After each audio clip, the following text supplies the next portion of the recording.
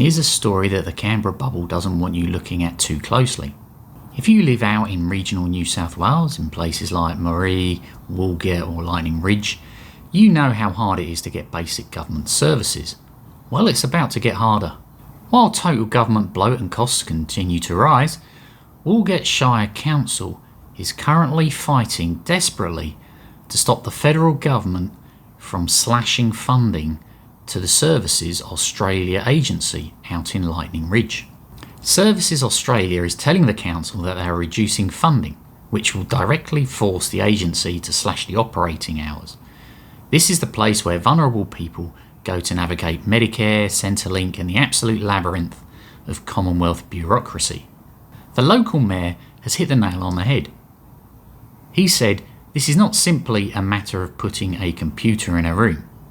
People need human beings to help them navigate complex, emotional issues."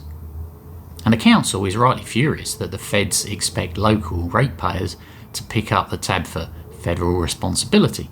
Now look, I'm always in favour of government efficiency. Sounds like Canberra is finally cutting spending, right? But hold on a second.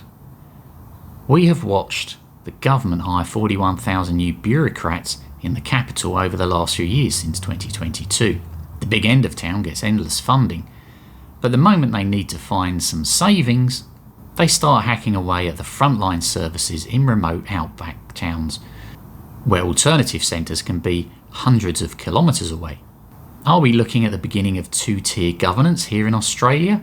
It feels mindlessly like following the UK approach, where London gets all the investment and the North gets told to make do with an iPad and a dial-up connection.